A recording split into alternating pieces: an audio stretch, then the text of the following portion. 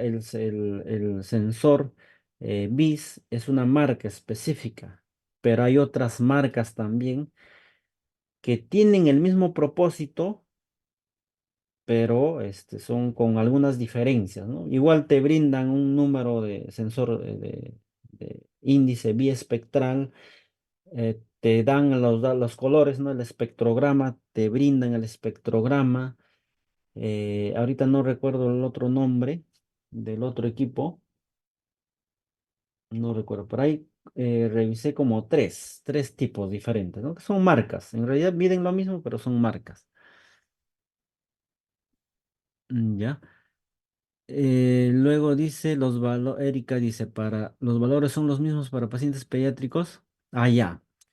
En pacientes pediátricos hay un límite, ya, o sea, en pacientes pediátricos incluso varía la frecuencia y la amplitud. En pacientes pediátricos hay que revisar, ¿no? Este es un curso para pacientes adultos, pero en pediátricos varía. Incluso de menor edad, podemos decir 1 año o neonatos, no se utiliza porque hay ausencia de varias ondas, ¿ya? Y en pediátricos es algo específico que tendríamos que analizar muy bien en un paciente pediátrico. Ya no es lo mismo. Luego dice Dana, ¿podría repetir el procedimiento de colocación? Ya. Y en un paciente con ACV hemorrágico valor, ya. Eso también es importante. Ya, listo. Entonces, en un paciente con ACV hemorrágico es muy importante esa pregunta. ¿Por qué? Porque recuerden, y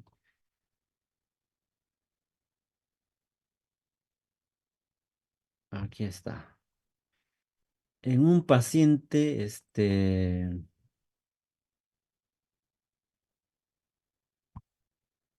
a ver, mejor les voy a mostrar esto de acá, ¿ya?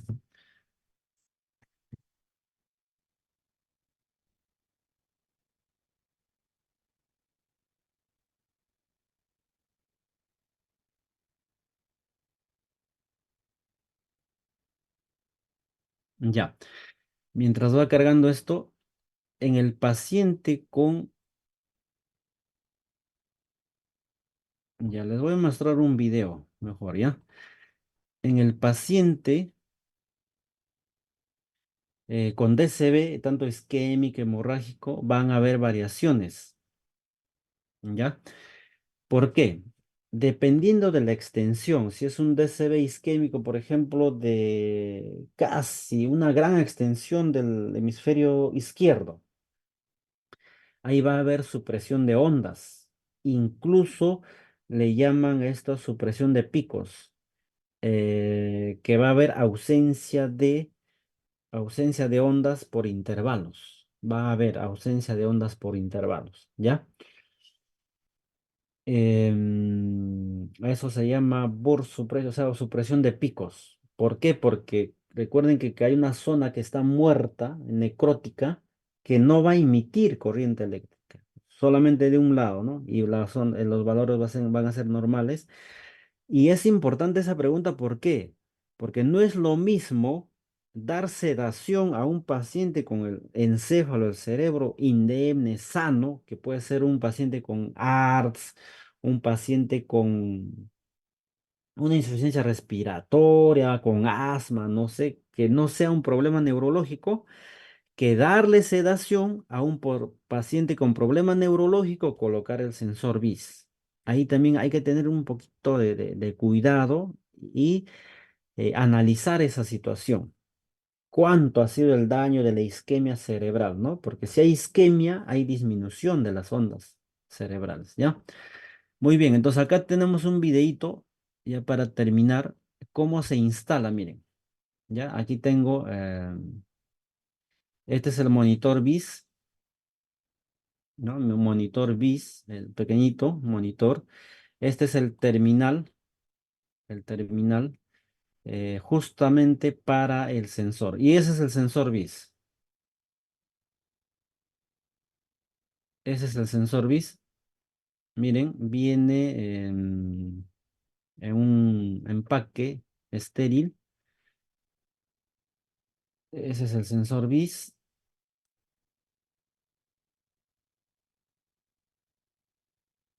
Ahí está, ¿no? La indicación. Este es el electrodo uno que va a ir a nivel de la nariz.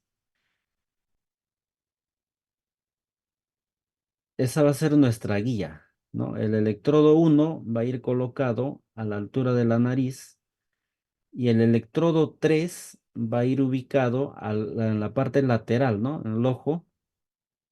Puede ser derecho, izquierdo, pero previamente tienen que limpiar, o, claro, la grasa, el sudor con alcohol.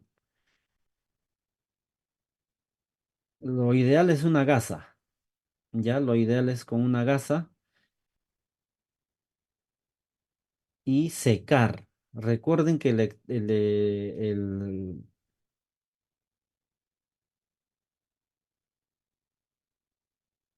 ¿ya? Ojo que el sensor BIS no mide analgesia, no mide analgesia, solamente mide sedación, ¿ya? Sedación. Entonces, mira ahí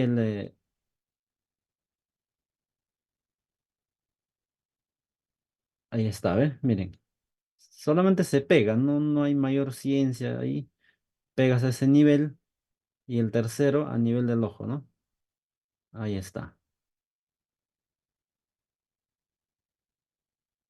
Ya, listo. Entonces ahí está. Mírenme. El uno, el 2, el tercero, y el cuarto y el tercero está acá. Luego se conecta. El sensor tiene una conexión, ¿no? Una conexión, el otro el monitor también. Y no hay manera de confundirse porque entra de un solo lado. No, si tú lo pones al revés, no va a entrar. ¿Ya? Ahí está.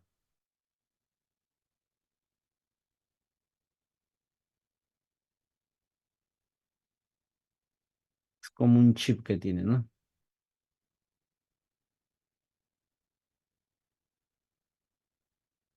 Listo. Luego se enciende el monitor y ahí está. Miren. Este es el electroencefalograma y el valor del bis. El valor del bis, 37, 35, 38. Entonces ahí ya nos permite modificar, ¿no? Ahí nos permite modificar la sedación. Listo, licenciados. Yo creo que con eso ya, este, mm, ya no habría mayor duda, ¿no?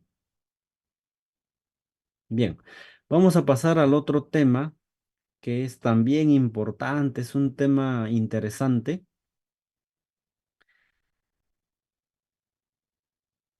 el drenaje ventricular externo, que es otro dispositivo que nosotros hemos puesto en énfasis para poder dictar, ¿no? En este curso.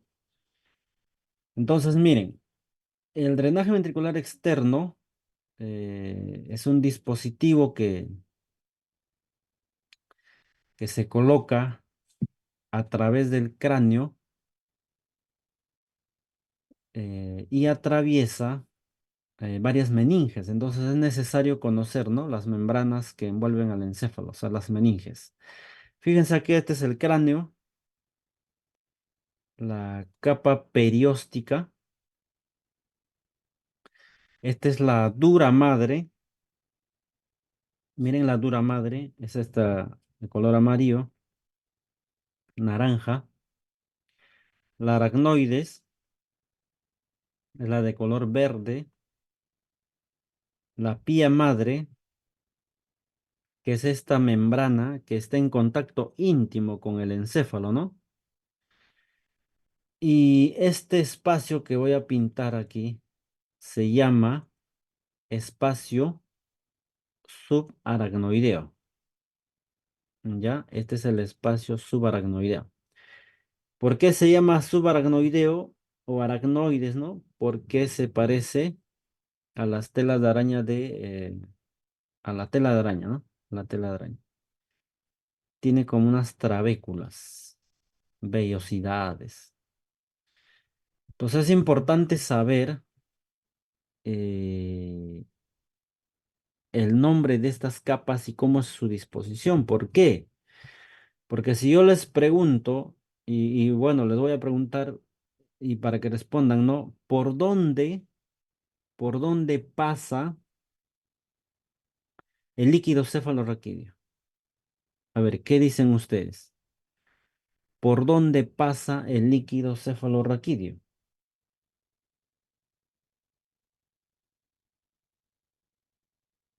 A ver, una sola respuesta son ¿por dónde pasa el líquido cefalorraquídeo?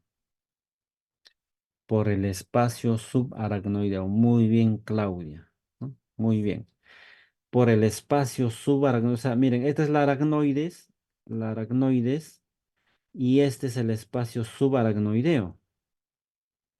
Este es el espacio subaracnoideo. Entonces, el líquido cefalorraquídeo pasa por ese, o sea, transcurre por ese lugar, ¿ya? Entonces, para entender drenaje ventricular externo debemos saber a profundidad la parte anatómica, fisiológica, dónde se produce, por dónde pasa, etcétera, ¿no? Para no actuar a ciegas. Entonces, el líquido cefalorraquídeo se sintetiza en los plexos coroideos, que son estos de acá, de color rojo, en los llamados ventrículos.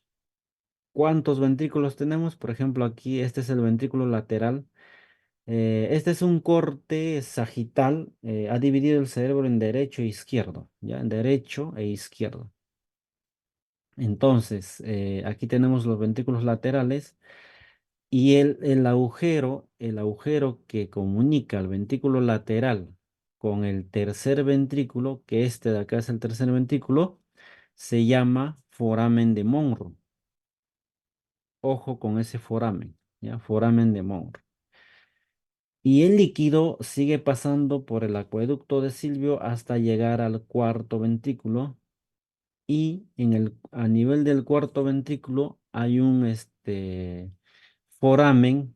En realidad hay tres forámenes. Dos forámenes de Magendie y uno de Luchka. ¿Ya? Foramen de Luchka y Magendie, por eso se llama. Entonces, nuevamente, el líquido cefalorraquídeo se produce, se sintetiza, se forma en los plexos coroideos que están ubicados en los ventrículos laterales, tercer ventrículo y cuarto ventrículo, se forma el líquido. Una vez formado, pasa de los ventrículos laterales al tercer ventrículo a través del foramen de Monro, y del tercer ventrículo pasa al cuarto ventrículo a través del acueducto de Silvio, y del cuarto ventrículo pasa al espacio subaracnoideo que ya hemos visto, el espacio subaracnoideo, a través del foramen de Luchka y Mayendi. Esa es la formación del líquido cefalorraquídeo. Entonces ustedes ven que el líquido cefalorraquídeo cubre prácticamente todo el encéfalo. Por eso dicen, ¿no?, que el encéfalo es como una estructura que está flotando en el líquido cefalorraquídeo, ¿ya? Entonces ahí está, miren, el encéfalo, el líquido cefalorraquídeo. Entonces aquí vamos a reconocer a los ventrículos. Miren, estos son los ventrículos laterales. Aquí se ha sacado solamente los ventrículos. Miren, ventrículos laterales. Esto vendría a ser foramen de Monro, ¿no? Foramen de Monro. Y esto de aquí vendría a ser el tercer ventrículo. Porque este es el primero, segundo, o sea, hemisferio derecho, hemisferio izquierdo. Hay un solo tercer ventrículo. ¿Esto qué vendría a ser? Acueducto, acueducto de Silvio. ¿Y esto qué vendría a ser el cuarto ventrículo? Y este orificio que está es Luchka o Mayendi, ¿no? Entonces, fíjense acá, foramen de Monro. Y si quieren verlo de forma lateral, fíjense, este ventrículo con el otro que está al otro, ¿no? Paralelo, ventrículos laterales. O sea, los ventrículos laterales son el uno y el 2. Luego este es el foramen de Monro y esto de acá, ¿qué sería? Tercer ventrículo. Y esto de acá es el acueducto de Silvio. Este es el cuarto ventrículo. Y acá hay tres orificios, por el otro lado también. Luchka y Mayendi. ¿Ya? Entonces, miren, estos son los famosos ventrículos. ¿Qué es un ventrículo? Son cavidades, ¿no? Cavidades. Aquí, aquí está el líquido cefalorraquídeo. Y miren los plexos coroideos. Están aquí, parecen huevera, ¿no? La huevera. Si han comido huevera, igualito. ¿Que dónde están? En los ventrículos laterales. Este es el ventrículo lateral uno, este es el ventrículo lateral. Y este sería el tercer ventrículo, ¿no? Porque se comunican. Funciones. ¿Para qué sirve? Amortigua el efecto de los traumatismos craneales. Por eso es que los que juegan fútbol, ¿no? Cabecean la pelota y no sufren mayor daño. Porque si cabecearían la pelota, entonces se desgarraría el encéfalo, ¿no? Se desprendería del cráneo y se sangraría, ¿no? Entonces, amortigua. Transporta nutrientes y mantiene un volumen intracraneal constante. Es importante para mantener la PIC, ¿ya? La PIC. Fíjense acá el espacio subaracnoideo, mira. Subaracnoideo, tela de araña. ¿Cómo se produce? En los plexos coroideos, ¿ya? El líquido cefalorraquídeo se produce, se sintetiza, se forma en los plexos coroideos. Es una estructura de tejido neuroconectivo vascular localizada en el sistema ventricular, ¿ya? Ahora es fácil, miren, por aquí ingresa la sangre y por acá retorna, ¿no? Entonces, este es un cortecito del plexo coroideo. Estas son unas vellosidades. Entonces, el líquido, ¿de dónde sale? De aquí a aquí. O sea, líquido cefalorraquídeo. Entonces, ¿por qué se produce el líquido cefalorraquídeo? Solamente por gradientes de presión. O sea, aquí hay mayor presión y aquí menor presión, por lo tanto el agua pasa por aquí. ¿Por qué el glóbulo rojo no pasa? Porque es muy grande, pues. Solamente pasa el agua que tiene menor tamaño, ¿no? Entonces, ¿qué dice? El líquido cefalorraquídeo se forma como un filtrado que contiene agua, glucosa, oxígeno, vitaminas y electrolitos. ¿Ya? A nivel de plexos coroideos se forma el líquido cefalorraquídeo y hay otras zonas también de formación, las fuentes extracoroideas transependimarias. O sea, ¿dónde es eso? Aquí. O sea, también se forma líquido en estas zonas. Aquí en el epéndimo, en estas zonas de acá. ¿Ya? Ahí hay pequeños lugares donde se puede formar el líquido cefalorraquídeo, pero el 80% ¿dónde? En los plexos coroideos. Esto de acá es algo que ustedes tienen que llevárselo siempre, o sea, anotado. ¿Por qué? Porque con esto ustedes van a trabajar este tipo de drenajes. Miren, ¿cuánto es la cantidad de líquido que hay en el eje cráneo espinal? O sea, en el paciente adulto, ¿ya? Adulto estamos hablando. 150 mililitros.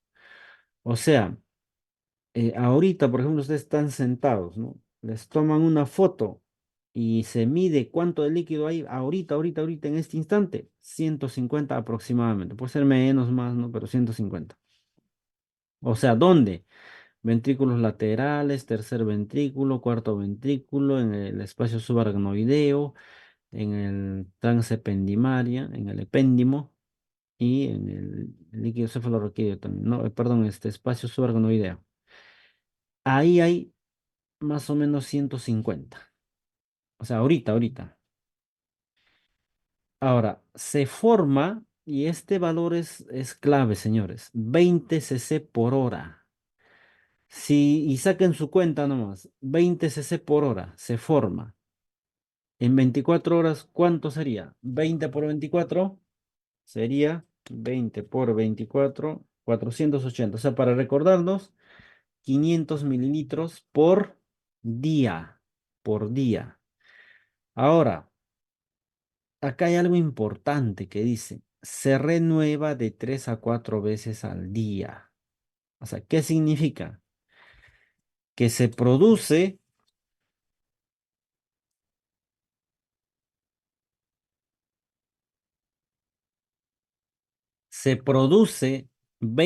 con esa frecuencia, ¿no? 20 cc por hora, pero se renueva.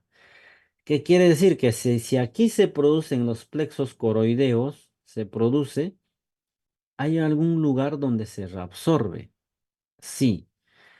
O sea, se produce y en otro lugar se reabsorben los senos venosos que están ubicados en estas zonas. Senos venosos. ¿Ya?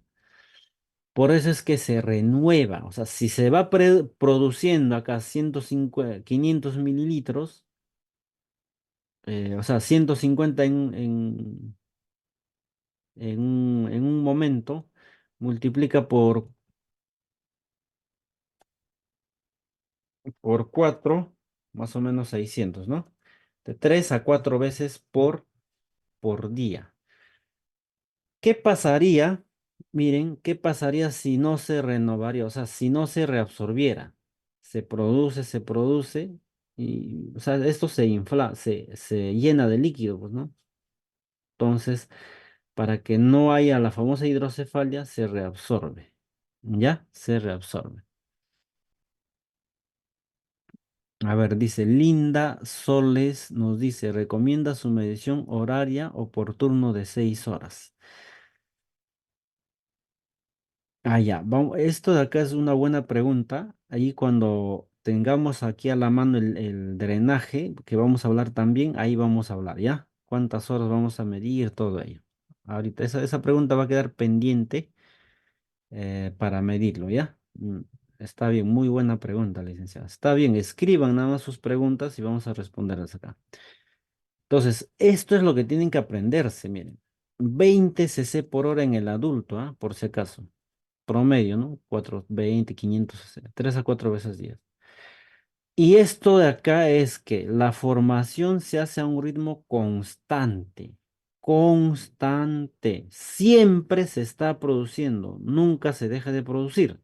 Ojo, siempre se está produciendo, nunca se deja de producir. Siempre se está produciendo.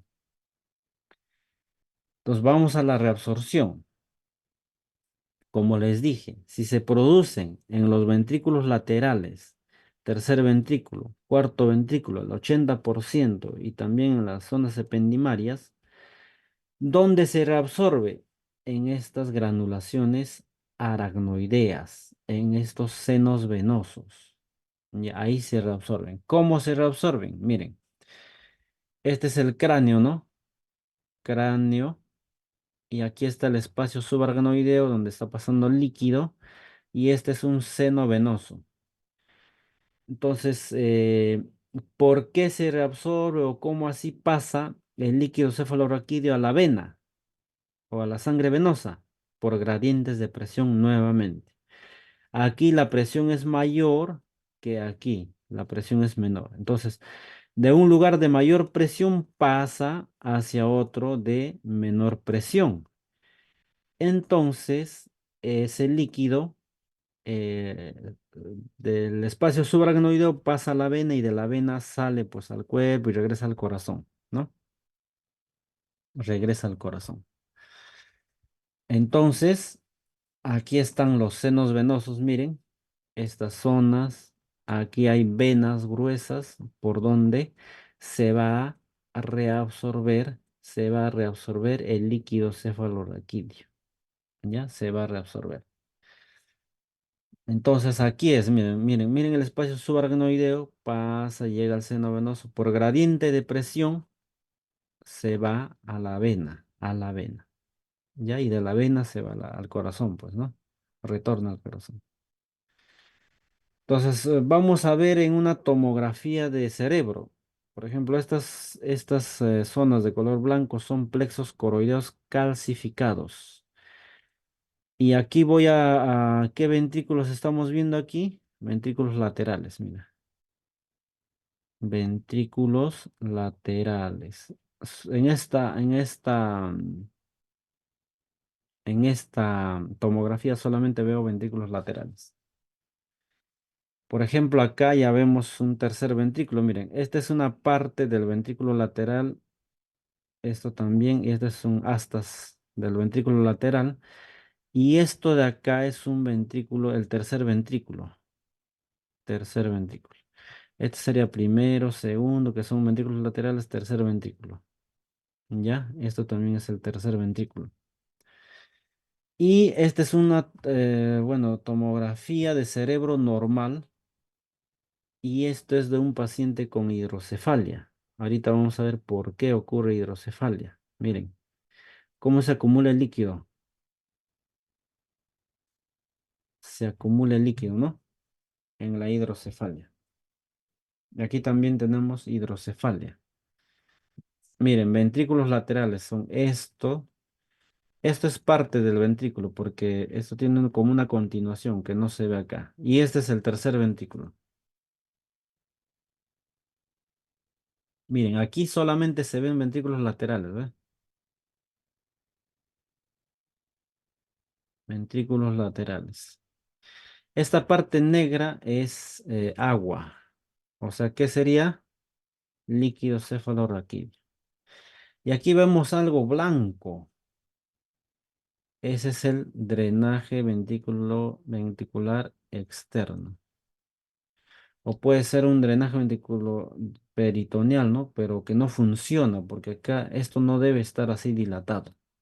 ¿Ya? No debe estar dilatado eso. Ya, entonces hablemos de hidrocefalia. Miren, ¿qué es la hidrocefalia? Acumulación excesiva de líquido cefalorraquídeo en los espacios del compartimiento intracraneal que provoca la dilatación de los ventrículos, cisternas y espacios subaracnoideos. Es una obstrucción del flujo entre su punto de producción y su punto de absorción. Esa es la hidrocefalia. Es la distensión de los ventrículos cerebrales y un aumento secundario de la presión intracraneal. Si no se resuelve, se conduce a una lesión. Ojo acá. Si estos son los ventrículos laterales normales, y ven ustedes que acá se conserva las circunvoluciones, ¿no? Y acá hay unas zonas que se llaman cisternas. O sea, las cisternas son lugares también donde se almacena líquido. Estas son las cisternas, ¿no? Por ejemplo, esta cisterna silviana, ¿no? Estos son ventrículos. Este es ventrículo, acá hay líquido cefalorraquídeo, ventrículo, líquido cefalorraquídeo, astas posteriores, tercer ventrículo, o sea, parte del tercer ventrículo, ¿no? Y cuando hay hidrocefalia hay una obstrucción, como dice acá. O sea, hay una obstrucción, es la causa más frecuente. Entonces, vamos a ver. Y tipos, la hidrocefalia no comunicante es la que no hay comunicación entre el sistema ventricular y los espacios subaracnoideos. No hay comunicación, ¿ya?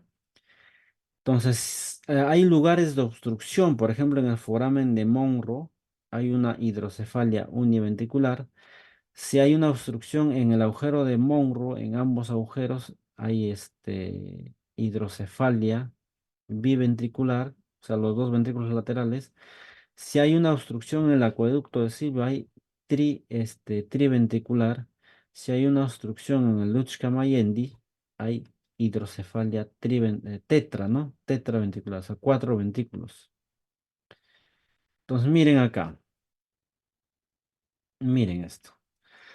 Incluso acá hay una pregunta de alguien a ver, acá hay dos preguntas, ¿no? En pediatría, ¿cuánto sería? ¿Qué sucede con la absorción en niños con hidrocefalia? Ya, miren. Aquí hay esto de Linda Linda Soles, eso vamos a responder más adelante. Y la de Amparo Carmona, allá, de Amparo Carmona dice, ¿cuánto sería el flujo, no? Se refiere al flujo de líquido, la producción de líquido cefalorraquídeo. En pediatría es menor, ¿no? Es menor. No sé los valores exactos, habría que averiguar, ¿no? En pediatría en sí no sé los valores, pero es el mismo concepto. O sea, se producen en los plexos coroideos, ¿no? Igual, es lo mismo, solamente que es menor en volumen, ¿ya? Y acá dice qué sucede con la reabsorción en niños con hidrocefalia. Eso es lo que vamos a hablar. Miren, miren acá. Cuando hay una obstrucción aquí en el foramen de Monro, ¿por qué se obstruye? Puede haber un tumor, ¿no? Tumor. Puede haber un parásito. Puede haber un coágulo de sangre. O puede haber fibrina. Pero básicamente tumores, ¿no? Son los que obstruyen. O una malformación congénita, tal vez. Obstruyen. Si obstruye solamente del lado izquierdo, por ejemplo, hay una hidrocefalia monoventricular. ¿Por qué monoventricular? Un solo ventrículo, porque se dilata esto, pues. Un solo ventrículo. Si hay obstrucción en los dos agujeros de Monro, se dilatan los dos ventrículos, dilatación biventricular. Pero fíjense acá en este acueducto de Silvio. Si hay una obstrucción aquí, hay una obstrucción aquí, entonces, ¿qué pasaría? ¿Qué pasa si hay una obstrucción en el agujero de Monro? Perdón, acueducto de Silvio, si hay una obstrucción acá, hay hidrocefalia triventricular, o sea, crece este ventrículo y crecen los ventrículos laterales, el primero, el segundo y el tercero, porque el líquido no pasa. Y hemos dicho que hay una producción continua, no cesa la producción. Disminuye un poquito cuando hay hidrocefalia, porque recuerden que es por gradiente de presiones, pero continúa la producción. ¿Y qué pasaría si la obstrucción es a este nivel, a nivel de Lutz-Kamayendi, aquí, o un tumor que comprima acá, ¿no? Entonces el líquido no va a pasar al espacio subaracnoideo, no va a pasar. Entonces, esto se va a llenar de líquido, el cuarto ventrículo, tercer ventrículo y los ventrículos laterales se llenan de líquido. O sea, ¿por qué? Porque la producción es continua. La producción de líquido cefalorraquídeo es continua. Y los lugares donde se reabsorben o desaparecen, se filtran, es aquí en los senos venosos. Pero si está obstruido, no llega a los senos venosos. No va a llegar. Entonces, ¿qué pasa en los niños? En los niños, ya tal vez por malformaciones congénitas, por ejemplo, hay estrechez de este espacio del acueducto de Silvio, o un tumor, una malformación. Hemos dicho que los plexos coroideos se va produciendo líquido cefalorraquídeo, se producen acá, y la producción es continua. Y si hay obstrucción aquí no va a pasar. Entonces el líquido que se está produciendo en el primero, segundo y tercer ventrículo va aumentando el tamaño. Como los niños tienen un cráneo relativamente flexible, ¿no? Por ejemplo, los niños, los neonatos, tienen todavía las fontanelas porque no se ha osificado completamente el cráneo. Por eso es que este acúmulo, este incremento del tamaño de los ventrículos, porque esto crece, también tiene relación con crecimiento de la cabeza, del diámetro biparietal, ¿no? Del diámetro de la cabeza, del cráneo. En los niños crece por ese motivo, porque no hay a dónde salga ese líquido. Y es urgente, pues, la cirugía. ¿Por qué? en los niños, deben colocarle un drenaje ventriculoperitoneal o un drenaje ventricular externo, ¿no? ¿Por qué? Porque si estos ventrículos siguen creciendo, pueden producir lesiones neurológicas, resultado de la compresión de alguna zona o nervio, por ejemplo, del tercer par craneal, en el área motora, o sea, donde comprima ese líquido o la masa, va a ocurrir el, la lesión, ¿ya? La lesión. Imagínense en los niños, ¿no? Una lesión neurológica, sea para toda su vida, porque está comprometido el aprendizaje, ¿no? Muchas cosas. Entonces, en el adulto el cráneo es inextensible, no crece. Y como no crece el cráneo, entonces, como el cráneo no crece, es inextensible, todavía la complicación es mayor. ¿Por qué? Porque lo único que va a crecer es internamente el el ventrículo hasta cierto límite y va comprimiendo estructuras. Entonces, ¿qué tienen? Aumento de la PIC, disminuye la escala de coma de Glasgow en este paciente. Hay una suerte de herniación cerebral. O sea, ¿qué pasa? Que este ventrículo que ha crecido está desplazando a este cerebro de su zona natural. Por ejemplo, esta zona natural del cerebro puede desplazarse acá. ¿Por qué? Porque está incrementando la presión. Herniación cerebral, deterioro neurológico, incluso puede llegar a la muerte.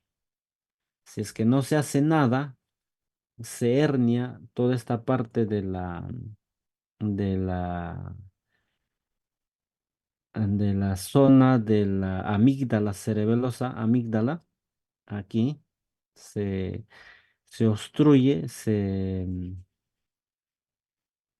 comprime toda esta zona por el incremento de la presión intracraneana y esta zona de aquí está el centro de la ventilación y el centro del cardiovascular. Si aquí hay isquemia en esta zona, ¿no? Acá, perdón, acá en el bulbo raquídeo, si hay isquemia, lesión en esta zona, producto de esa presión, de incremento de la presión, puede fallecer el paciente, ¿no? Por eso es de urgencia colocar un drenaje ventricular externo para drenar ese líquido que no está pasando en su recorrido normal, no pasa, ¿no? Entonces, ¿cuáles son las complicaciones? Hernia temporal amigdaliana, daño neurológico irreversible, ¿ya? Entonces, esa es la hidrocefalia, ¿ya? No comunicante.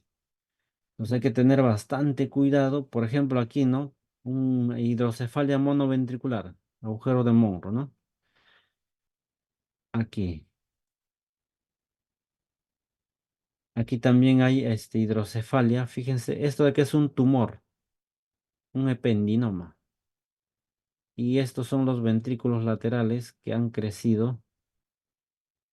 Entonces, tratamiento es descomprimir, ¿no? A veces entran a sala para sacar este tumor y de paso dejan un drenaje ventricular externo. Fíjense acá, ¿no? Diferente. Entonces, el drenaje ventricular externo es un catéter que se ubica en uno de los ventrículos laterales. Ojo, no en el tercero, no en el cuarto, aunque a veces, en raras veces en el cuarto, cuando hay una cirugía a ese nivel, pero el 99% en los ventrículos, ¿ya?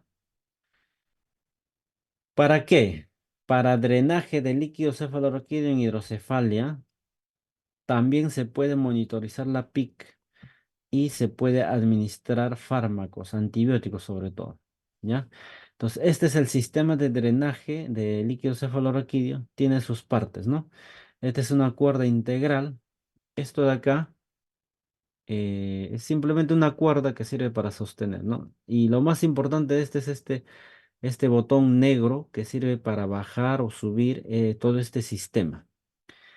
Tiene una perilla para ajustar la cámara. O sea, miren, una cosa es tener este sistema que les estoy pintando. Una cosa es tener este sistema fijo y el otro tema es esto de acá, esta perilla de acá. Esta perilla nos sirve para subir o bajar esta camarita, pero dentro del sistema. Ahora, si tú quieres bajar todo el sistema, agarras este botón negro, presionas y puedes bajar o subir el sistema. Pero si yo el sistema yo lo ubiqué y tengo que bajar o subir solamente la camarita, ¿no? Para eso sirve. Entonces es una cámara de goteo, ¿no? Medidora. Aquí este sistema, el sistema Becker, por ejemplo, es una marca. Aquí ven unas escalas ustedes. Ven unas escalas. Esta escala, por ejemplo, aquí. Esta escala, o sea, este sistema también nos sirve para medir la presión intracraneana, por si acaso. Aquí en milímetros de mercurio es de color celeste y centímetros de agua es en color blanco, ¿no? Es esta de acá. Entonces, y este es el nivel del cero. Este cero coincide con con esta tapa roja, coincide. Entonces, esta es una escala graduada, llave de paso, clamps, filtro de aire. Entonces, miren, ¿cómo es esto? Miren, este extremo que están viendo acá, este está en la cabeza del paciente, ¿no? O sea, va conectado al catéter de drenaje ventricular. Entonces, el líquido viene por aquí, baja por aquí, ingresa por aquí, sube por aquí, sube por aquí y se queda acá. Como esto está clampado, se va llenando el líquido acá. Entonces, cada vez que llega hasta 50, tú tienes que abrir este clamp y este clamp para, para dejar que el agua, el líquido cefalorraquídeo, llene a otra bolsa. Y aquí en esta bolsa tú vas llenando, ¿no? Se va llenando el líquido, se va llenando. Y cuando está lleno, después de 3, 4 días, esto ya se elimina, se descarta. Puedes descartar el líquido o cambiar de bolsa, ¿no? Pero generalmente se elimina el líquido por acá. Se destapa y se elimina. Eh, y estas son las partes, ¿no? Del sistema. Es una bolsa de drenaje. Entonces, los cuidados que vamos a tener es de esta manera, miren. Este es el sistema Becker, ¿no? Tiene una regla, como les dije. Este es esta regla inicia en cero.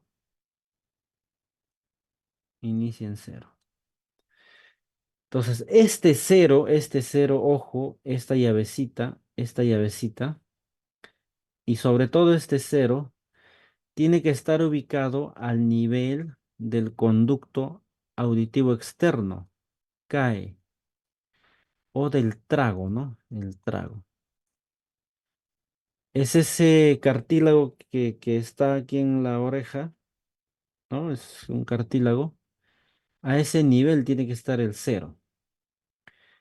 ¿Por qué tiene que estar a ese nivel? Si ustedes colocan por debajo de ese nivel, este sistema, van a tener un sobredrenaje, o sea, va a drenar mucho y puede colapsar ese ventrículo.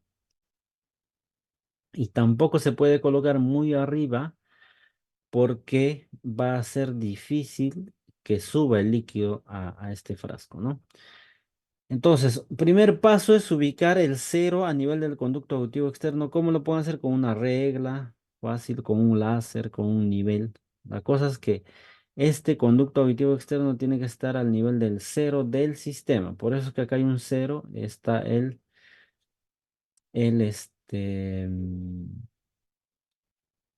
esta regla, el cero. ¿Ya? Este es el cero. Ya. Ahora, como les dije, esta cámara cuentagotas o cámara medidora también se puede desplazar. O sea, hemos dicho que este sistema se desplaza, pero voy a desplazar siempre en cuando, o sea, con la finalidad de que este cero esté ubicado a nivel del conducto auditivo externo. Ya, está ubicado ahí, listo. ¿Cuándo voy a mover esta cámara cuentagotas o medidora de líquido? Voy a mover cuando yo desee medir la peak. Uno, miren, o sea, no medir, sino cuando yo deseo mantener, mantener una peak, preestablecida. Ya. Para esto yo necesito saber qué es la peak o cuánto es la peak, ¿no? Entonces, ¿qué es la peak? La peak es presión intracraneana. Presión intracraneana. Lo normal de la peak es normal, son valores de menor de 10 milímetros de mercurio. Entonces, hasta 15 se puede aceptar. Hasta 15. ¿Ya?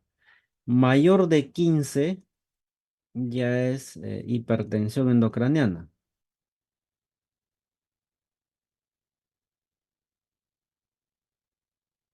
Estamos hablando de milímetros de mercurio, ¿ah? Mayor de 15. Leve. Mayor de 20 es moderada. Y mayor de 30 es severa. O sea, esos valores de peak yo tengo que manejar. Mayor de lo normal es de menos de 10, 12 puede ser lo normal, hasta 15, hasta 15.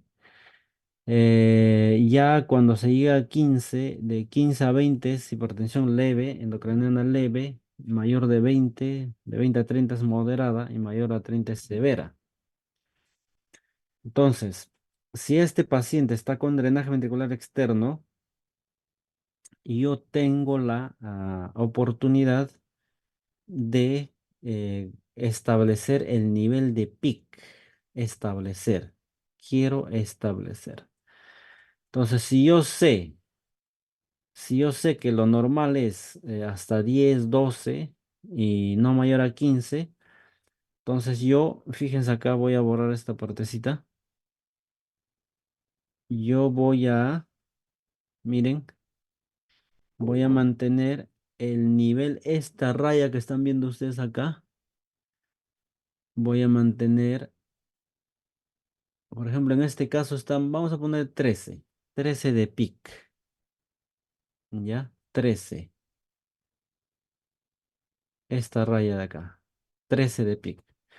O sea, el paciente, cuando el líquido sale por aquí, miren, sale por aquí, se desplaza el líquido cefalorraquídeo, sube, sube, sube, sube, sube, sube, sube, hasta llegar hasta este punto. Entonces, si mi cámara está en este nivel, esta raya está al nivel de 13, entonces la peak es igual a 13.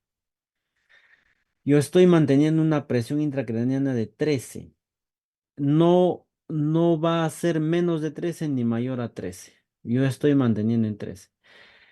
Si yo quiero tener, por ejemplo, una peak de nueve, una presión intracraneana de 9, ¿qué voy a hacer? Voy a bajar este sistema hasta este nivel. Voy a bajar. De manera que esta línea esté acá. Entonces bajo solamente la camarita, no bajo el sistema. Este cero siempre tiene que estar al nivel del conducto auditivo externo. Lo que voy a bajar es la cámara. Si bajo la cámara, ese nivel va a ser 9 de pic. Pic de 9. Entonces yo sé, ¿no? Miren, este paciente no tiene ningún problema de o sea, tiene hidrocefalia, pero yo lo estoy controlando, está drenando muy bien, está despierto. Entonces, una PIC de 12, 10, 13, 14 está bien. O sea, esta camarita yo lo voy a subir y bajar dependiendo para mantener en los valores normales de PIC.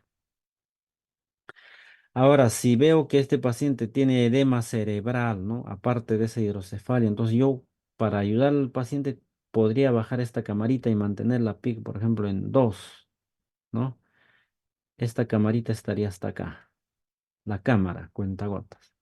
Entonces el líquido estaría entrando por acá, ¿no? Pero está en una PIC de 2. ¿Por qué la he bajado? Para que la PIC no suba, porque tiene un edema cerebral o tiene sangrado en la cabeza, en el parénquima. Entonces no quiero que me suba la presión intracraneana, ¿no? Entonces voy a ayudarle un poquito más, ya está en 2. No voy a bajar la PIC. Entonces lo ideal de esta cámara es mantener menos de 15, 8, 9, 10 estaría bien. Pero cuando hay hipertensión endocraniana, bajas la camarita para que te ayude a bajar la PIC, ¿ya? Listo, entonces acá hay una pregunta a ver qué dice acá. ¿A qué nivel de agua se debe colocar? O el mercurio. Ya, eso ya hemos respondido, ¿no? Entonces, miren, aquí algo importante acá. También tiene que ver con esa pregunta. Tiene que ver con esa pregunta. Miren, si esta columna azul es de milímetros de mercurio, esta columna de verde es de centímetros de agua. En realidad el líquido cefalorraquídeo, como es agua, está midiendo en centímetros de agua. O sea, ¿qué significa? Miren, del 0, 1, 2, 3, estaba en 16, vamos a suponer, 16, aquí, ¿no? En la realidad, 17. Está en 17. Miren, 17. Esta línea está en el 17 ya. Entonces, la presión sería 17 centímetros de agua. O sea, ¿qué significa? Que esta presión en el sistema ventricular ha subido la columna hasta el número 17. Entonces, ahí está la columna de agua. Ya, muy bien. Pero yo les he dado valores en milímetros de mercurio, ¿no? Milímetros de mercurio. Entonces, lo que tienes que hacer es convertir nada más. 17 centímetros de agua por 0,74. A ver, ¿cuánto es? 17 por 0,74 es igual a 12,58. Entonces es igual a 12,58, ¿qué? Milímetros de mercurio. O sea, para tú convertir de centímetros a milímetros, tienes que multiplicar por 0,74. Y miren acá, más o menos coincide con este punto, ¿no? Que sería 12,5. O sea, la mitad entre 12 y 13 es 12,5 milímetros de mercurio. ¿Ya? Entonces arregla. Para convertir de centímetros de agua a milímetros de mercurio, a este centímetro tienes que multiplicar por 0,74 y te va a dar milímetros. Ahora, si tú quieres convertir de milímetros de mercurio a centímetros de agua, tienes que multiplicar por 1,36. ¿Ya? Esta es una regla, también cópienlo.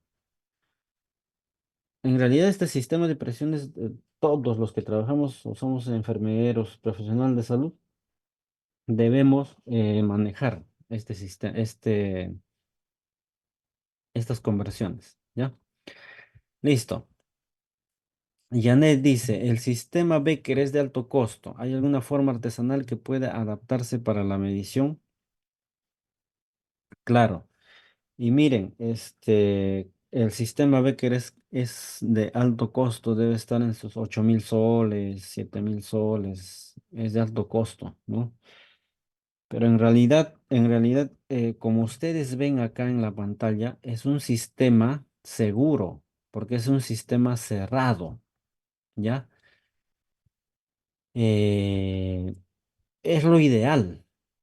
O sea, ya no sé, tal vez en la marca Becker, pero o otra marca, pero que tenga este sistema cerrado.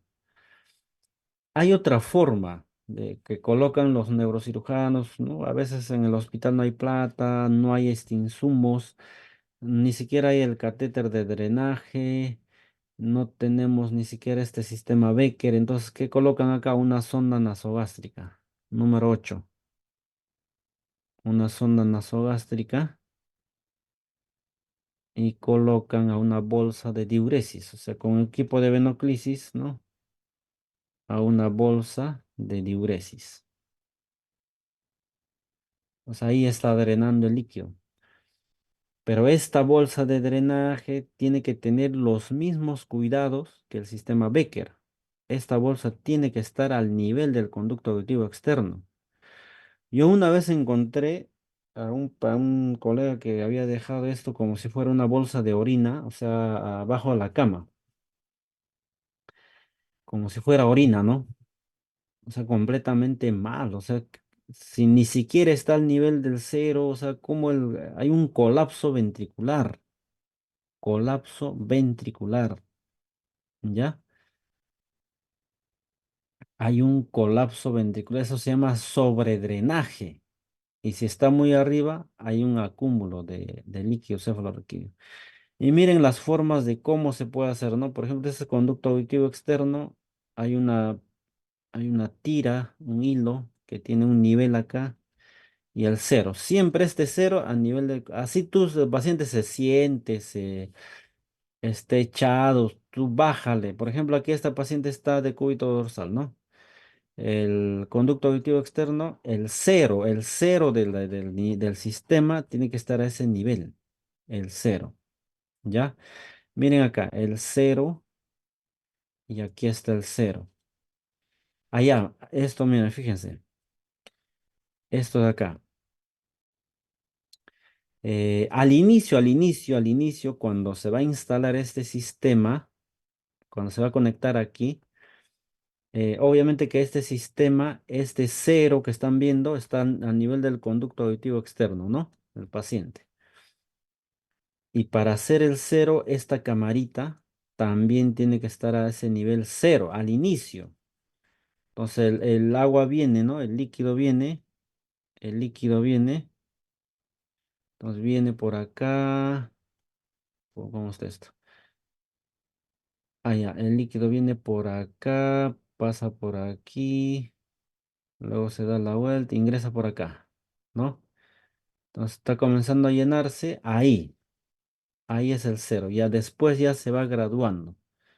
Se lleva al nivel deseado, como les dije. Tiene que estar ¿dónde? Tiene que estar a nivel, por ejemplo, acá dice 14, 10,4 será, ¿no? Acá, milímetros de mercurio. Este es en milímetros de mercurio y este es en centímetros de agua. Lo normal, pues, lo normal. En 11, ¿no? Entre 10 y 11. Esta camarita, por eso acá hay una fecha que dice presión, nivel de presión en esta cámara. Ahí tiene que estar. Como les dije, ¿no? Esta camarita se desplaza arriba hacia abajo, ¿cómo? Con este perno de acá. Desajustas, bajas o subes. Ahora, por ejemplo, ¿no? En este caso, este líquido llegó hasta este punto. Entonces, a este punto sacas 12 centímetros de agua. Ahí está. ¿Ya? Ahora, aquí hay una pregunta, dice, ¿no? El sistema Becker, allá, como les dije, ya se adapta, o sea, lo adaptan con una sonda número 8, un equipo de monoclisis y una bolsa de colectora de orina, pero no está bien, mejor sería conseguirse el otro, ¿no? Un gasto, porque hay varios problemas. Uno de estos es esto de acá. infección, ventriculitis. La mayoría de los pacientes que tienen drenaje ventricular externo hacen ventriculitis. La mayoría. Y es difícil tratar. Es infección del sistema nervioso central. ¿Ya? ¿Qué es lo que hacemos para evitar? Manipular el drenaje lo menos posible, ¿no? La bolsa colectora, se tiene que vaciar cuando están las tres cuartas partes de la misma, ¿no? ¿Quién lo evacúa? El neurocirujano. Neurocirujano.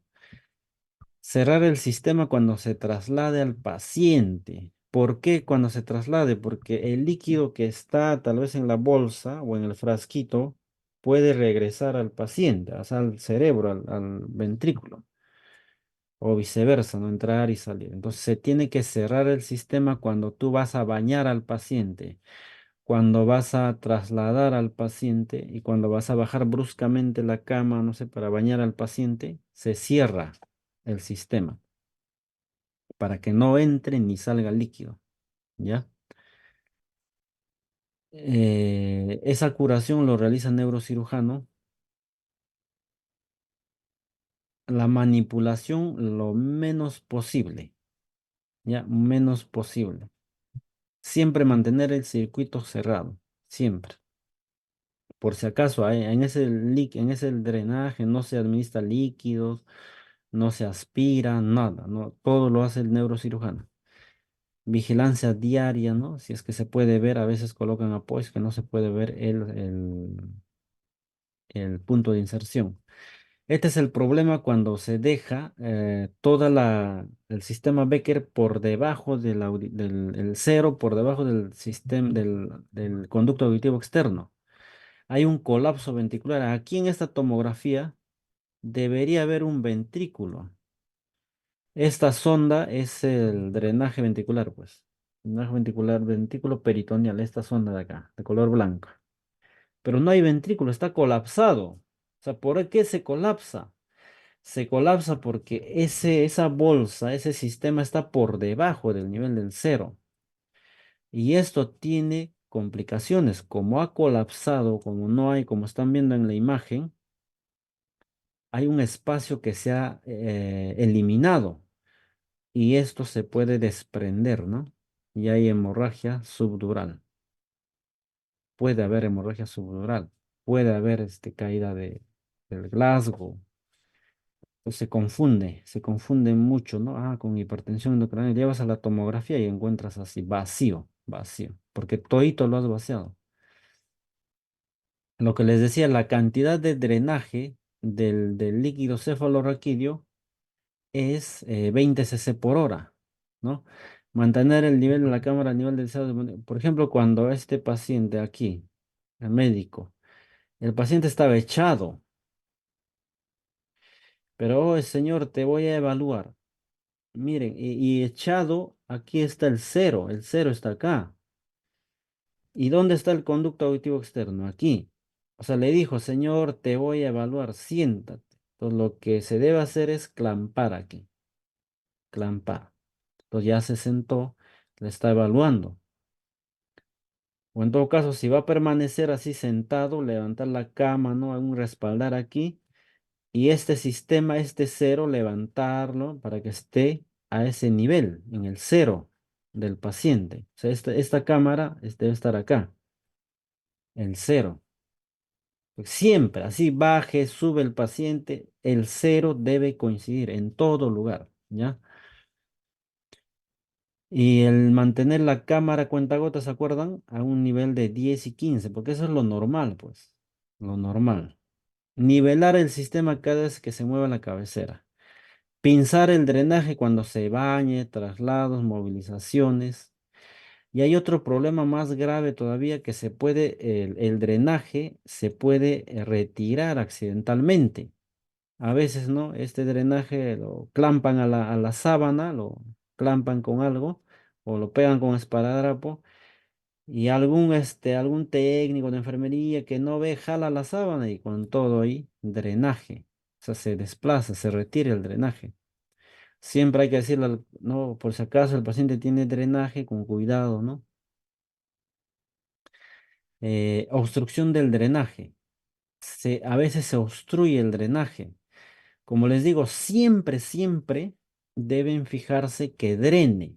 Siempre. O sea, es necesario medir la cantidad. Y ahí estaba la pregunta, ¿no? ¿Cada cuánto se mide? En 6 horas, en 6 horas, tienes que medir, que son es medio turno. A las 12 horas ya tienes que tener una medición. Si tú ves que el drenaje es cero, incluso a las 6 horas nada más tú te ves, es cero, no ha drenado nada, ya preocúpate. Si no ha drenado nada de líquido, preocúpate, porque puede estar obstruido un acodamiento, puede ser una fibrina que se ha quedado en la vía, puede haber un coágulo que ha obstruido, preocúpate. Y si confirmas ya a las 6 horas, llama al neurocirujano. Primero verifica, ¿no? Si no está acodado, doblado. A veces está cerrado esta llave. Entonces verificas, está todo bien. No, no se coloca por si acaso jeringa. Eso no lo hacemos nosotros, lo hace el neurocirujano, ¿no? Para que poder permeabilizar. Entonces llaman al neurocirujano, verifica. Entonces, se ha obstruido, él puede desobstruir, puede introducir líquido, hacer un pequeño lavado en esta vía, pero no para el cráneo del paciente. Pero él le corresponde a él, nosotros avisar que no está drenando y evaluar qué cosa, la escala de coma de Glasgow. ¿Por qué? Porque la producción del líquido cefalorraquídeo es continua. Y si no sale por esta bolsa, se está quedando en el cerebro, en los ventrículos. Y tú fíjate al día anterior cuánto ha drenado en 24 horas, supongamos 200. En 12 horas debe drenar 100. En 6 horas debe drenar 50. Si no, si tú no tienes este patrón 50, 100, 200, entonces preocúpate, comunica, avisa. ¿Por qué? Porque ese líquido cefalorraquídeo que se está acumulando en los ventrículos puede tener complicaciones neurológicas en el paciente. Y ha pasado que nadie se ha dado cuenta cuánto drenaba en el líquido cefalorraquídeo y el paciente queda secuelado. ¿Por qué? Porque esa presión del líquido cefalorraquídeo puede producir isquemia, una isquemia de 6 horas hasta una necrosis de determinadas zonas del paciente. El paciente puede quedar con secuela neurológica. ¿Por qué? Porque no has visto. Y lo peor todavía, la muerte del paciente. ¿Ya cuándo se dan cuenta? Cuando el paciente está con la triada de Cushing. ¿Cómo es la triada de Cushing? De hipertensión endocrinal ya de varias horas, hiperventilando, ¿no? Respiración de Kussmaul, esa apnea, luego apnea, tiene hipertensión arterial y bradicardia. Son signos tardíos de hipertensión endocraniana, junto con disminución de con la escala de coma de Glasgow, por no monitorizar al paciente. ¿Ya? Siempre, siempre deben fijarse que fluctúe. ¿Ya? O sea, ¿a qué me refiero con fluctuar? Que es como alguien dijo late, el líquido late. O sea, cuando tú ves aquí, hay una burbujita, esa burbujita late, ¿no? Late, es como latido del corazón, tum, tum, tum. Entonces se mueve, ah, ya, está permeable, ¿no? Y con la cuantificación del líquido, ¿ya? Verificar que el flujo sea de 20 mililitros hora, pero esto hay que sacar la cuenta. Por ejemplo, en 24 horas sería 500. Pero recuerden que de 500 mililitros, esta es la producción total. Entonces, en un momento dado es 150. Esto se recambia 3 o 4 veces, ¿no? Entonces, lo que tienen que hacer ustedes es, en un paciente adulto, lo mínimo, o que tiene que drenar entre 80 a 100 mililitros, ¿no? Es en 24 horas, ¿ya? Lo mínimo. En tu bolsa de drenaje tiene que haber esto. Puede drenar 200, 250, está bien, pero lo mínimo entre 80 a 100. Tiene que haber líquido. Y si no hay líquido o si no drena, preocúpate, porque esa situación es crítica. Ya, listo, licenciados. Entonces, ¿hay alguna otra pregunta? Acá dice, la conversión, ya. La conversión siempre es así. Si ustedes quieren convertir de centímetros de agua a milímetros de mercurio, multiplican por 0,74. Y si quieren convertir de milímetros de mercurio a centímetros de agua, multiplica por 1,30. Esta es una norma, una regla ya. ¿Ya? Siempre. Por eso le digo anoten, porque no solamente se utiliza acá, se utiliza en PVC, en ventilación mecánica, esas unidades. Repita la última conversión y a qué altura debe estar la cabecera para auxiliar correctamente. Si se dan cuenta, acá pregunta Brian, ¿no? ¿A qué altura debe estar la cabecera? Te recomiendan 30 grados, pero lo más importante es, si está menos de 30, porque a veces quiero dormir, que no puedo dormir así, bajas un poco, menos de 30. Lo importante es que la conducto auditivo externo esté con el cero del sistema. Lo importante es eso. Si tú subes la cabecera, subes el sistema. Bajas la cabecera, bajas el sistema. Siempre el conducto auditivo externo tiene que estar al nivel del cero del sistema. ¿Ya? Listo. ¿Alguna otra pregunta? Dice, ¿cómo se cambia la bolsa si se llena completamente? Ya. Si, ¿cómo se cambia la bolsa? Así, miren, ¿ve? Aquí está la bolsa. Ya, miren. Esta es la bolsa, ¿no? A ver. Ya, ya, aquí está. Miren, eh, esta es la camarita que siempre se va a estar llenando. Cuando llega, por ejemplo, a 50, abres esta llave y el líquido que está aquí en 50 mililitros, abres la llave y baja la cámara, ¿no? Y aquí en esta bolsa se está llenando, se llena, se llena. Cuando llega más o menos 600, así, dependiendo del sistema o la marca que tengan, esto de acá se puede drenar. Esto lo hace el neurocirujano. Si no, le dicen al médico intensivista que está a cargo, doctor, ¿usted lo hace o yo lo hago? ¿No? Porque ya está lleno, pues. A veces el neurocirujano está en sala de operaciones, ¿no? Pero con técnica séptica, acá tiene, bueno, en el dibujo no está, hay una llave acá. Incluso en la parte de abajo creo que está. A ver, voy a ver. No. En la parte de abajo hay otros sistemas que tienen una llave. Simplemente colocas alcohol aquí con una gasa y tu guante estéril y drenas esto a un recipiente, pero sin tocar, lo dejas en cero esto.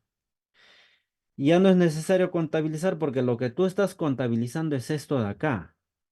¿No? Por ejemplo, 7, 8, 9, 10, 10, 11, 12 del mediodía, una hasta la 1 p.m. Son varias horas que ha pasado. Entonces, en tu balance, aquí eliminaste, por ejemplo, 30. Ya, aquí pones en el total, ¿no? Total de 6 horas. Aquí vas a poner 30 de líquido cefalorraquídeo. 30 colocas. Luego vienen las 2 de la tarde, 3, 4, 5, 6 y así vas cuantificando al final, vas anotando cuánto vas descartando. Entonces, ¿no? Tienes que cuantificar esa cantidad. ¿Ya? Otra pregunta.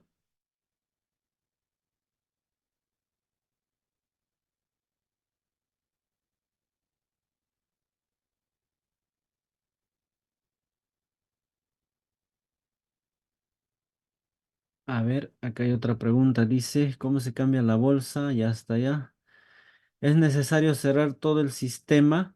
No. ¿Por qué? Porque esto ya está cerrado. O sea, esto siempre está cerrado, ¿no? Si se fijan, esta llavecita de acá, siempre está cerrado. Solamente se abre cuando esta cámara se llena.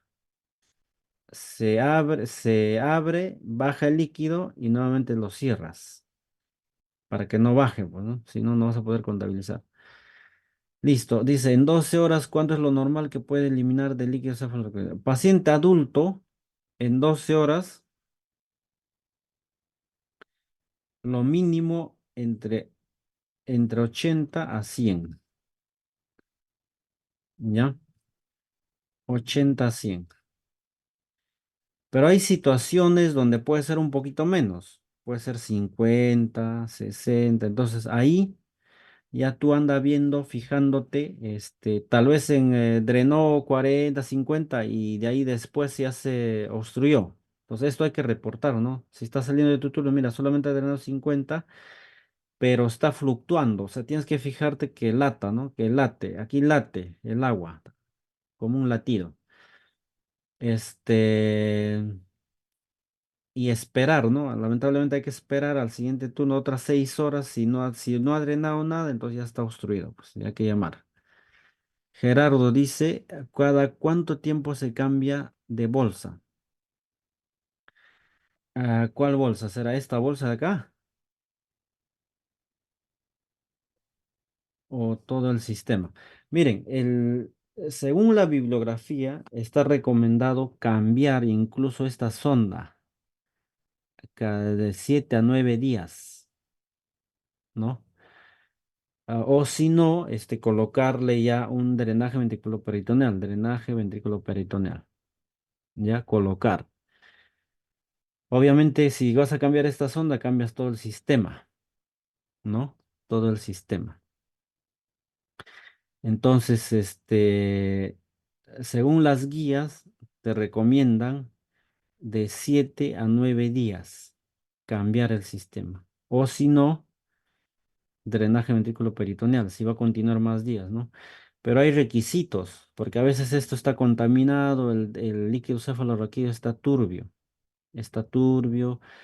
y tienen que iniciar antibiótico terapia, ¿no?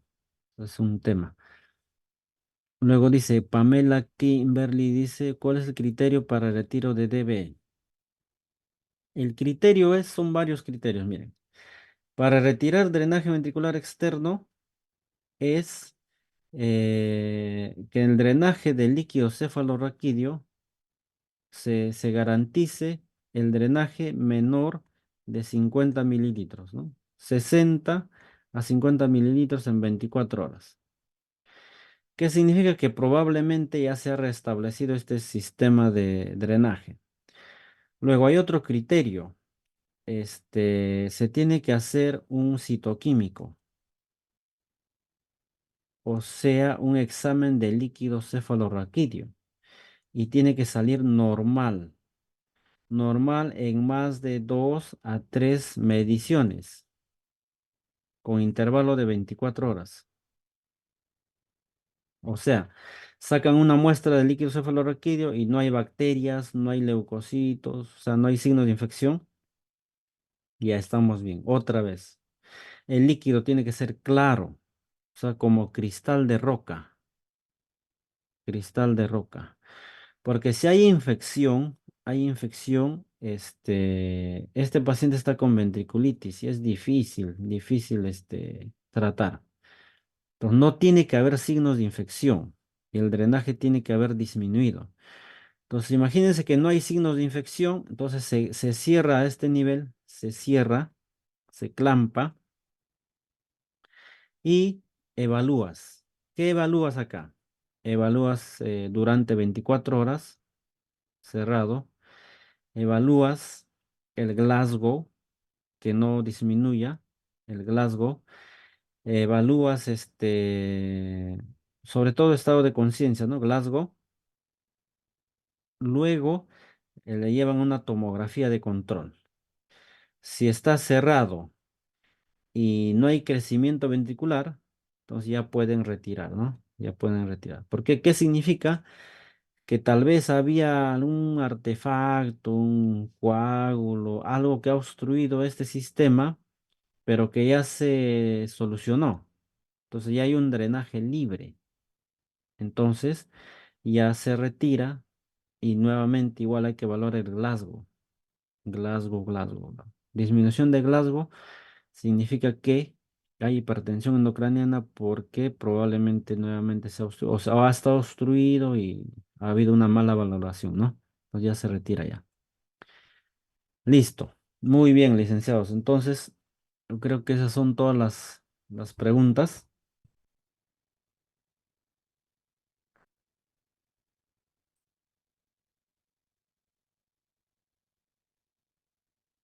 Entonces, eh,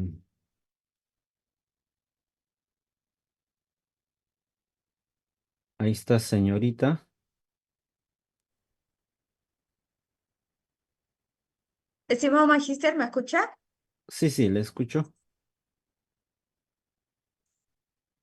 Ya, perfecto. Al parecer, justamente ya